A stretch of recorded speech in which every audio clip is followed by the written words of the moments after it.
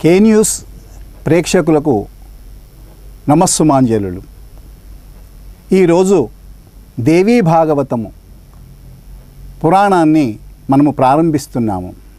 శుక్లాంబరధరం విష్ణుం శశివర్ణం చతుర్భుజం ప్రసన్నవదనం ధ్యాయేత్ సర్వవిఘ్నోపశాంతయే. అగజానన పద్మార్కం గజాననమహర్నిశం అనేకదంతం భక్తానాం ఏకదంతముపాస్మహే.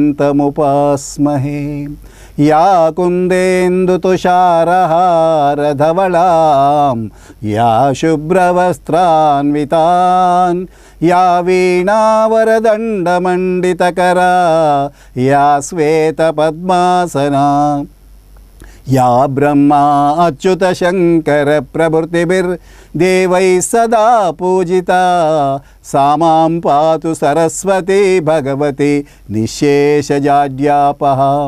గురుర్బ్రహ్మా గురుర్విష్ణు గురుదేవో మహేశ్వరః గురుః సాక్షాత్ పరబ్రహ్మ తస్మై శ్రీ గురవే నమః.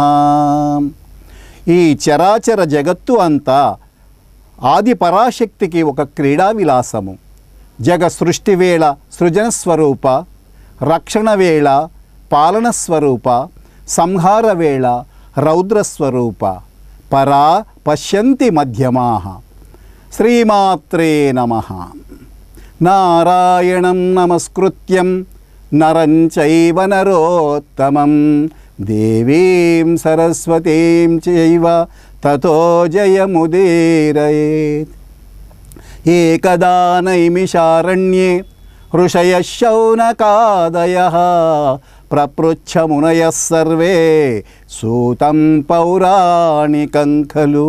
నైమిషారణ్యములో సమావిష్టులైన ఋషులందరూ సూతుణ్ణి సవినయముగా అభ్యర్థించారు. నువ్వు 100 సంవత్సరాలు జీవించు. నీవు వ్యాసశిష్యుడివి, మహామతివి. ఎన్నెన్నో పుణ్య కథలు మాకు వినిపిస్తున్నావు. మరియు విష్ణు కథలు, అవతార గాథలు మరియు శివుడి చరిత్రలు వినిపించావు. భస్మ రుద్రాక్ష మహిమలు అనాయాసంగా భుక్తిముక్తి ప్రదాలైన ఒక మహాపురాణాన్ని మీ నోట వినాలని అనుకుంటున్నాము. లోకహితము కోరి అడిగారు కనుక సర్వశాస్త్ర సారము పరమ పావనము దేవీ భాగవతాన్ని వినిపిస్తాను. దీన్ని స్వయంగా వ్యాసుడే జనమేజయ మహారాజునకు వినిపించాడు. వ్యాసాయ విష్ణురూపాయ వ్యాసరూపాయ విష్ణవే. ఆ విష్ణువే ఈ వ్యాసునిగా జన్మించాడు. విష్ణుమూర్తి అంశతో పరాత్మజుడుగా జన్మించి 18 పురాణములు, మహాభారతం రచించాడు. ధర్మార్థ కామమోక్షములనబడే చతుర్విధ పురుషార్థాలను తేలికగా ప్రసాదించే పురాణ రాజము దేవీ భాగవతం. 18 పురాణాలు వింటే ఎంత పుణ్యం లభిస్తుందో ఈ 18 పురాణముల యొక్క సారము ఈ దేవీ భాగవతాన్ని విన్నట్టయితే ఆ అన్ని రెట్ల పుణ్యము మనకు లభిస్తూ ఉంటుంది. అందుచేత మానవులంతా ఈ దేవీ భాగవతాన్ని ఒక పూట విన్నా, ఒక ముహూర్త కాలము విన్నా, ఒక క్షణకాలము విన్నా ఏ దుర్గతి దరిదాపులకు రాదు. సర్వతీర్థ సర్వదాన సర్వయజ్ఞ ఫలాలు లభిస్తాయి. మరియు కలియుగములో మానవులు ధర్మాచార వీనులవుతారని, అల్పాయుష్కులవుతారని ఈ దేవీ భాగవతము వింటే అజరామరులవుతారు. గత జన్మలో చేసిన పాపాలన్నీ తొలగిపోతాయి. గంగా, గయా, కాశీ, నైమిషం, మధుర, పుష్కరం, బద్రికాశ్రమం ఇవి ఏవి ఇవ్వలేనంత పుణ్యాన్ని ఇస్తుంది. ఈ దేవీ భాగవతము నుండి కనీసం ఒక శ్లోకం కానీ, ఒక పాదము కానీ, ఒక పుట కానీ, మరియు ఈ అమ్మవారి యొక్క చరిత్రను కొద్దిగా విన్నా అమ్మవారి అనుగ్రహానికి పాత్రులవుతారు. మరియు రాత్రి పడేటువంటి యొక్క దుశ్శకునములు, దుస్వప్నములు, మరణ భయము, బాలగ్రహ, భూత ప్రేత పీడలన్నీ పారిపోతాయి.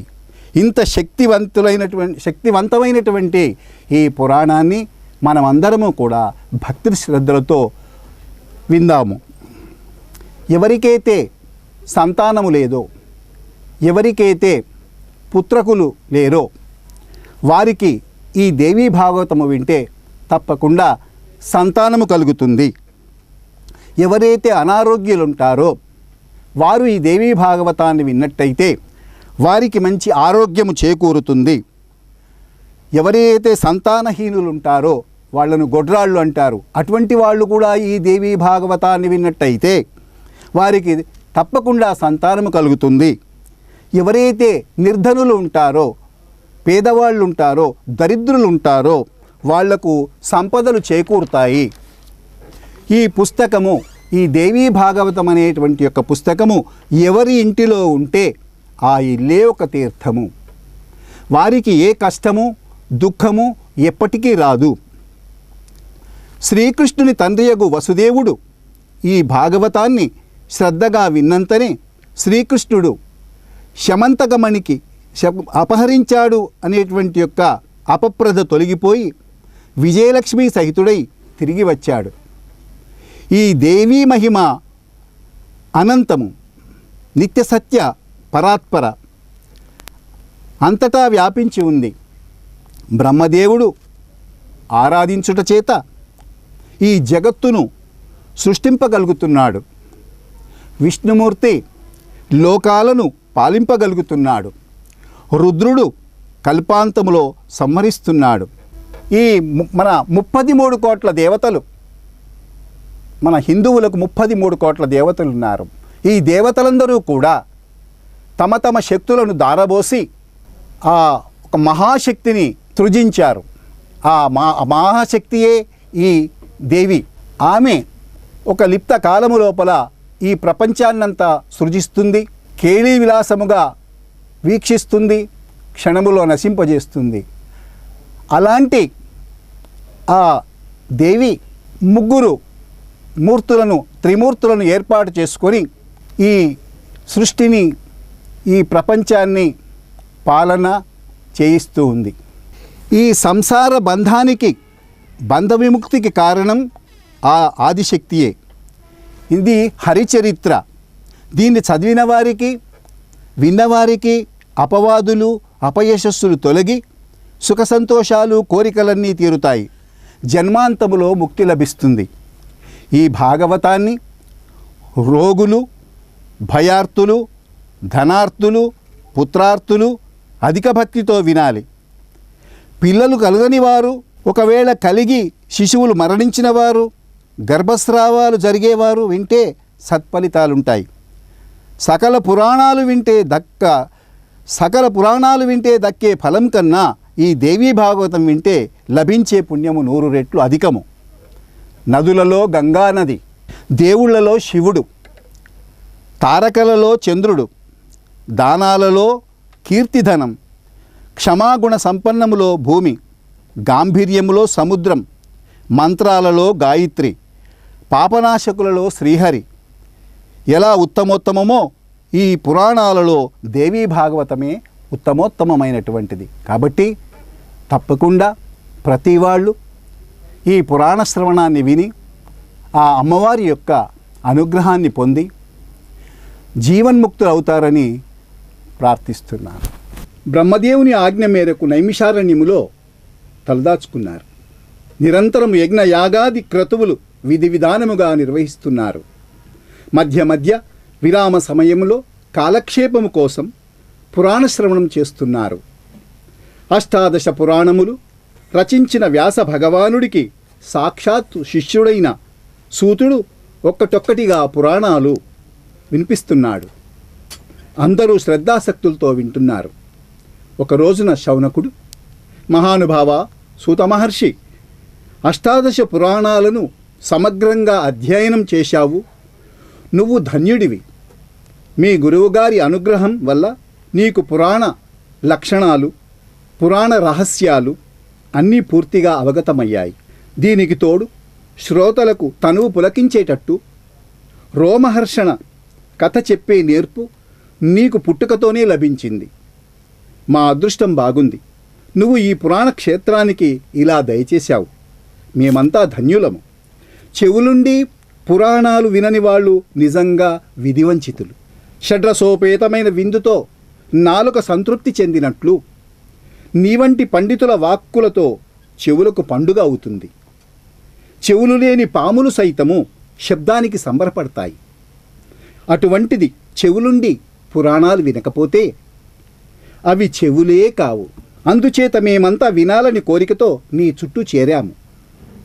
ఎవరైనా ఎలాగో అలాగా కాలం గడపాలి కదా.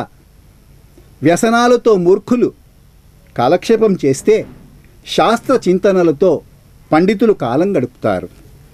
ఏనకేనాప్యుపాయేనా కాలాతివాహనం స్మృతం వ్యసనైవ రివ మూర్ఖాణం బుధానాం శాస్త్రచింతనై. శాస్త్రాలు కూడా చాలా విచిత్రంగా ఉంటాయి. వాటిలో జల్ప వితండాలు అనేకంగా ఉంటాయి. అవి కొందరిని గర్విస్తాయి. వేదాంత శాస్త్రమైతే సాత్వికమే, కానీ మీమాంస శాస్త్రం మాత్రం రాజసము. హేతువాదాలతో నిండిన న్యాయశాస్త్రం పూర్తిగా తామసం. అలాగే పురాణాలు కూడా త్రిగుణాత్మకములని విన్నాము. వాటిలో సర్వలక్షణ సమన్వితమైన దేవీ భాగవతము పంచమ వేదము. వేదాలు 4 ఉన్నాయి. ఋగ్వేదము, యజుర్వేదము, సామవేదము, అథర్వవేదము. ఈ 4 వేదాలు కాకుండా ఇది 5వ వేదము. పుణ్యప్రదమని ఈ దేవీ భాగవతాన్ని విన్నట్టయితే ఎంతో పుణ్యం లభిస్తుంది. భుక్తిముక్తి ప్రదాయిని అని నీ మాటల వల్లే తెలిసింది. ఆ పురాణాన్ని దయచేసి సవిస్తారముగా చెప్పు. నీ నోట వినాలని మాకందరికీ ఎంతో కుతూహలముగా ఉంది. ఇప్పటికీ చాలా పురాణాలు చెప్పావు, విన్నాం. అయినా మాకెవ్వరికీ తృప్తి తీరలేదు. అమరులు అమృతం సేవించారు. దేవతలంతా కూడా అమృతాన్ని తాగారు. తృప్తి పొందారా? ఎవరికైనా తృప్తి కలిగిందా? ఇంతకీ ఏమిటట ఆ అమృతం యొక్క గొప్ప? ఎంత సేవిస్తే మాత్రం ముక్తినిస్తుందా? అదే భాగవత అమృతమైతే వెంటనే సంకటాలు తొలగిపోతాయి, కష్టాలు తొలగిపోతాయి, ముక్తి లభిస్తుంది. సుధాపానం కోసమని మేమంతా ఎన్నెన్నో యజ్ఞాలు చేశాము, అయినా శాంతి లేదు. యజ్ఞఫలం స్వర్గప్రాప్తి, కొంతకాలానికి ఆ స్వర్గం నుంచి పతనం కావడం, సంసార చక్రంలో పడడం, ఇలా నిరంతరం పరిభ్రమించడమే కదా. త్రిగుణాత్మకమైన ఈ కాలచక్రంలో పడి తిరుగుతున్న మానవులకు మోక్షం లేదు. జ్ఞానమొక్కటే ముక్తి మార్గం. అందుచేత పరమ పావనము, అతి గుహ్యము, ముక్తిదాయకము, ముముక్షువులకు అత్యంత ప్రియము అయిన ఈ దేవీ భాగవతాన్ని సవిస్తారముగా మాకు వినిపించుము. శౌనకాది మహామునులారా, నేను ధన్యుణ్ణి. నా భాగ్యమే భాగ్యము. వేద సమ్మితమైన భాగవతం చెప్పమని మీరు అడిగారంటే నేను పవిత్రుణ్ణి. అయ్యా, తప్పకుండా చెబుతాను. సర్వ వేదాలకు, సర్వశాస్త్రాలకు, సర్వ ఆగమాలకు సారభూతమైన దేవీ భాగవతము అతి రహస్యము, అతి గుహ్యము. అయినా మీ వంటి యోగ్యులు అడిగారు కనుక వివరంగా చెబుతాను. యోగులకు ముక్తిప్రదము, బ్రహ్మాది దేవతలకు సేవ్యమై మునీంద్రులకు ధ్యేయమైన ఆ తల్లి పాద పద్మాల జంటకు నమస్కరించి ఇప్పుడే మొదలు పెడుతున్నాను. శ్రద్ధగా ఆలకించండి. ఇది పురాణోత్తమము మరియు సర్వరసాలయము. భగవతి అని పేరుతో ప్రసిద్ధము. శక్తి, విద్య, పర, సర్వజ్ఞ, భవబంధ విచ్ఛేదన, నిపుణ మొదలైన నామధేయములతో స్తుతింపబడుతూ మహామునీంద్రులకు ధ్యానములో మాత్రమే దర్శనమిచ్చే భగవతి ఈ పురాణములో ప్రత్యక్షంగా కనిపిస్తుంది.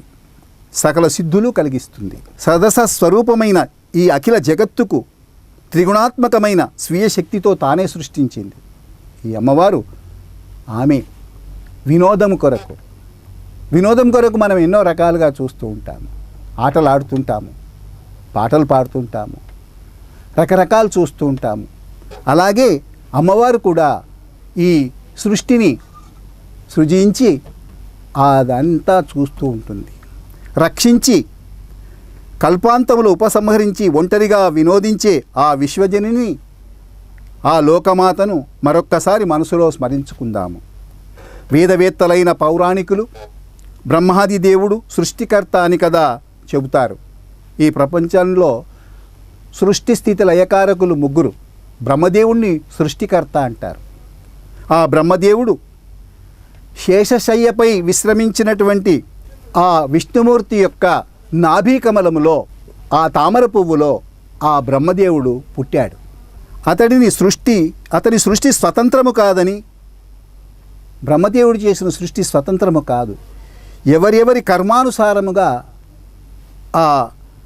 జరుగుతుంది. వారే అన్నారు. ఇంతకీ ఆ విష్ణుమూర్తికి ఆధారము ఆదిశేషుడు.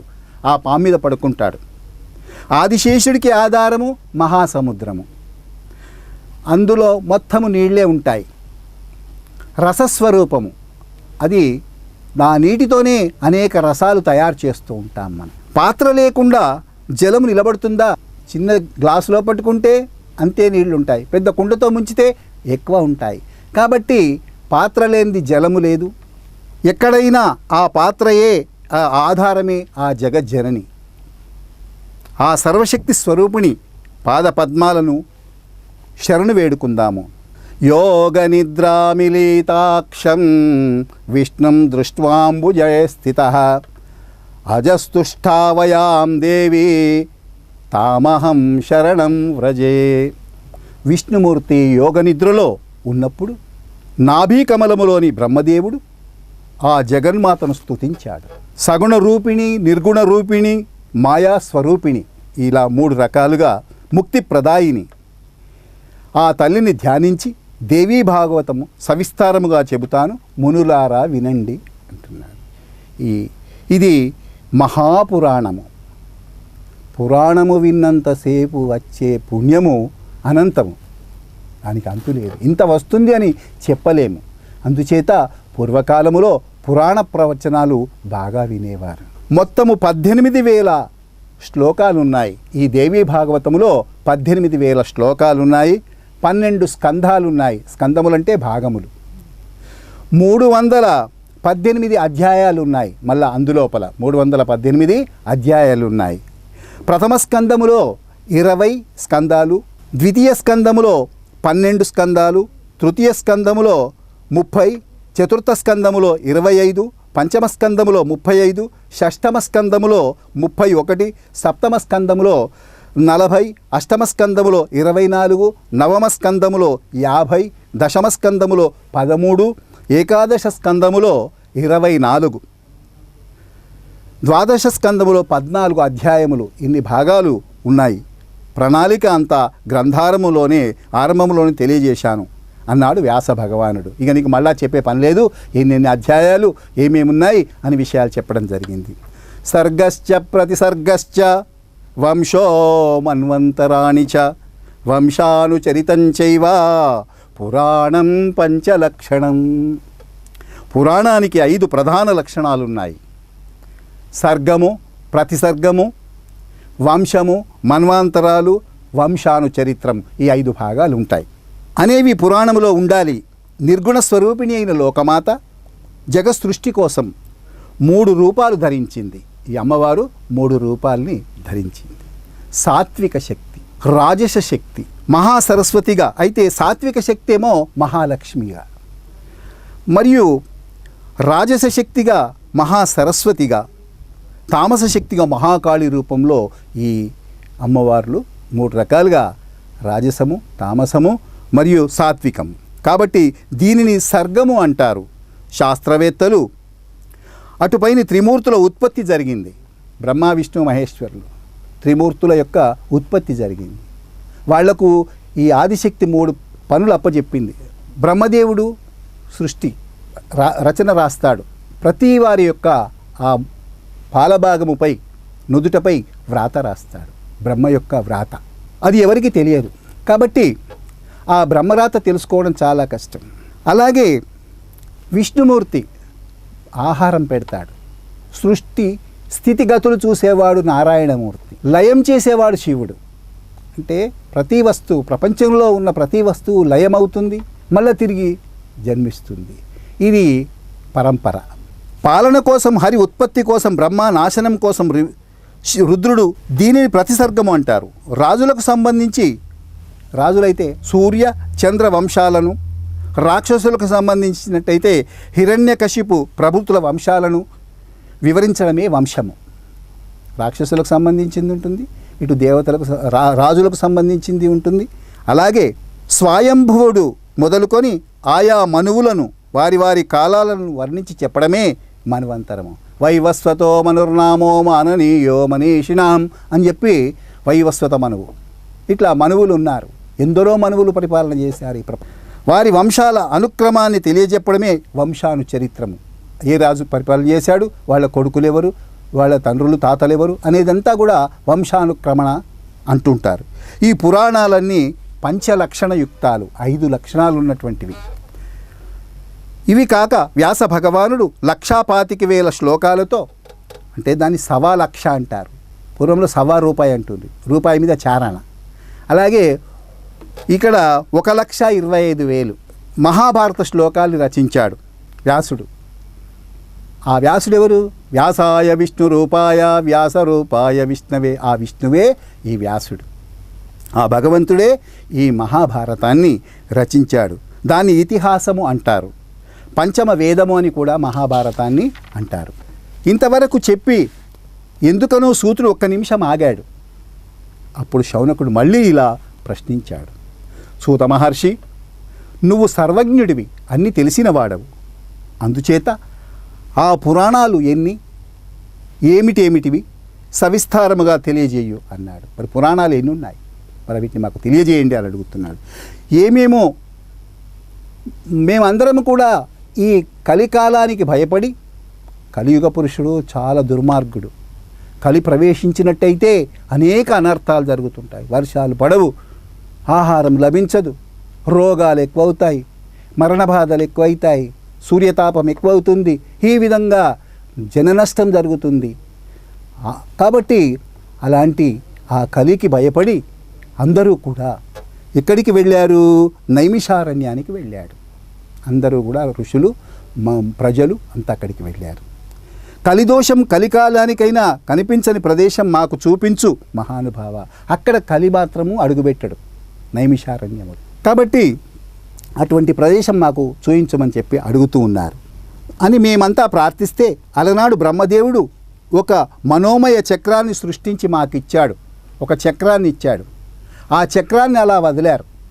ఆ చక్రము తిరుగుతూ తిరుగుతూ తిరుగుతూ ప్రయాణిస్తూ ఎక్కడైతే ఆ చక్రం ఆగిపోతుందో అదే నైమిషారణ్యము. దీని వెంట వెళ్ళండి మీరు, అక్కడ కలిపురుషుడు ఉండడిగా అని చెప్పి అలనాడు దాన్ని అలా దొర్లించుకుంటూ ఆ చక్రాన్ని వెళ్ళారు. ఎక్కడైతే ఆ చక్రం ఆగిపోయిందో, ఎక్కడైతే అది శిథిలమవుతుందో ఆ ప్రదేశమే పరమ పావనమని గ్రహించండి. అక్కడ కలి ఎప్పుడూ ప్రవేశించడు. అక్కడ మీరంతా మళ్ళీ సత్యయుగం వచ్చే వరకు హాయిగా నివసించండి అని ఆజ్ఞాపించాడు. ఆయన మాట మీద చక్రాన్ని దొర్లించుకుంటూ బయలుదేరాం. ఇక్కడికి వచ్చేసరికి దాని నేమి శీర్ణమైపోయింది. అలా అక్కడ పడిపోయింది ఆ చక్రం. అందుకే ఇది నైమిష క్షేత్రము అయింది. ఎక్కడైతే ఆ చక్రము ఆగిపోయి అక్కడ పడిపోయిందో అదంతా నైమిష క్షేత్రము అని అంటారు. ఈ ప్రదేశమే చాలా పావనమైనటువంటిది. కలికి ప్రవేశము లేదు అక్కడ. అందుకని దీని నివాసముగా చేసుకున్నాము. కలిభీతులైన ఈ సిద్ధులు, ఈ మునులు అందరూ కలిసి ఇక్కడే ఉంటాం. పశుహింస లేని యజ్ఞాలను కేవలము పురోడాశాలతో చేస్తూ కాలం గడుపుతుంది. అయితే ఆ కాలము లోపల యజ్ఞయాగాదులు చేశారు.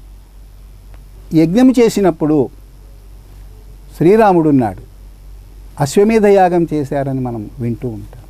అశ్వమేధము అంటే ఇప్పుడు నరమేధము, అశ్వమేధము ఇట్లా వింటుంటాము. మేధము అంటే సంహరించడం, సంహరించి అర్పించడం.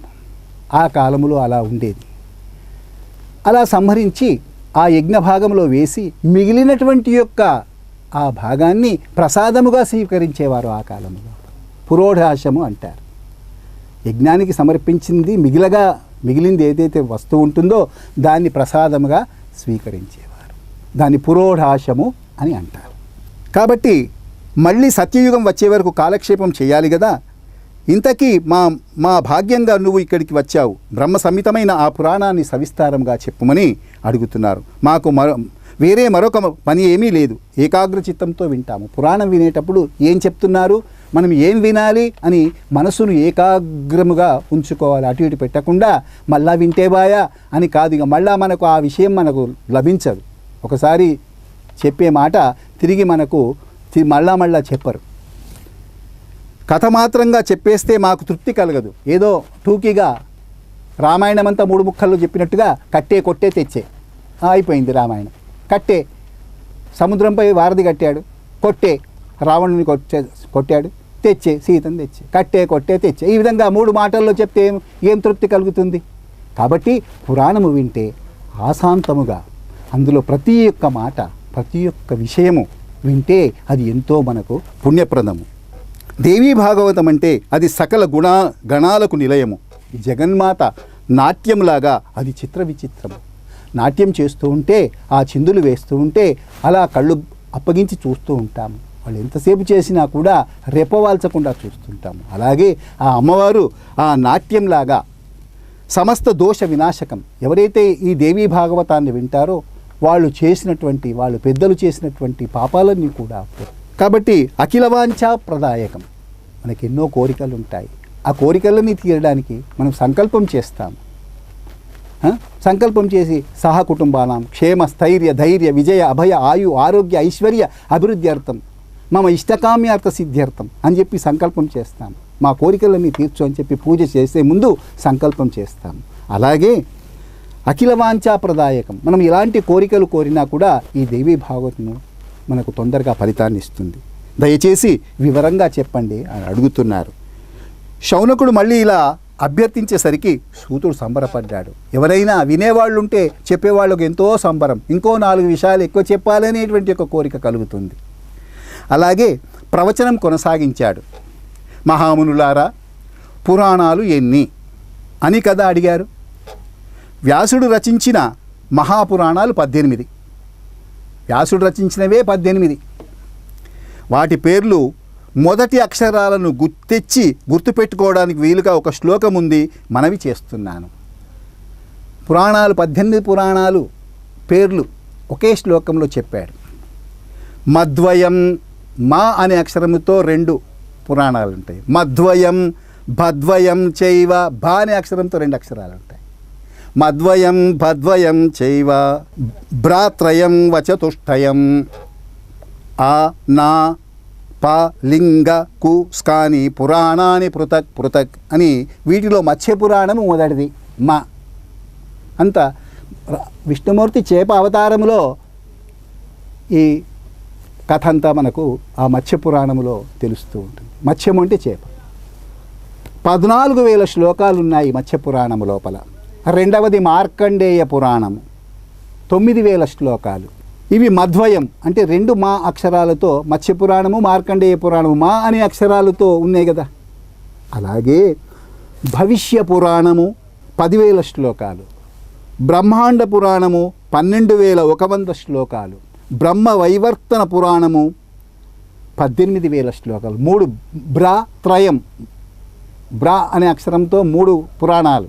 అవి 2 4 అయినాయి, ఇవి 3 7 పురాణాలు. వామన పురాణము 10,000 శ్లోకాల గ్రంథము.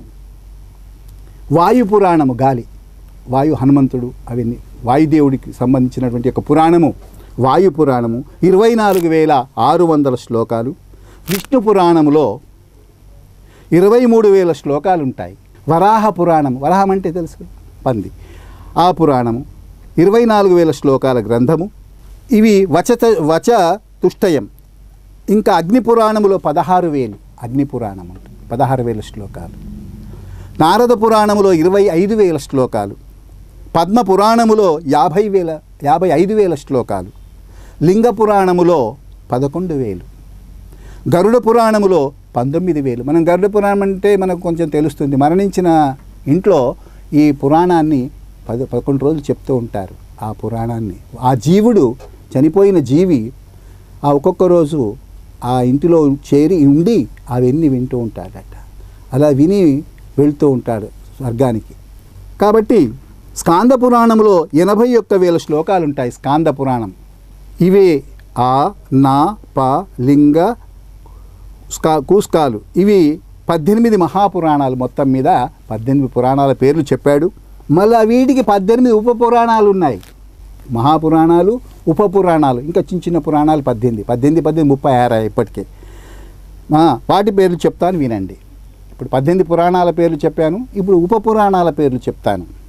సనత్ కుమార పురాణము, నారసింహ పురాణము, నారదీయ పురాణము, శివ పురాణము, దౌర్వాస పురాణము, కాపిల పురాణము, మానస పురాణము, ఔషసన పురాణము, వారుణ పురాణము, కాళికా పురాణము, సాంబ పురాణము, నంది పురాణము, సౌర పురాణము, పారాశర పురాణము, ఆదిత్య పురాణము, మహేశ్వర పురాణము మరియు భాగవత పురాణము, వాసిష్ఠ పురాణము, ఇవన్నిటిని 18 ఉప పురాణాలు అంటారు.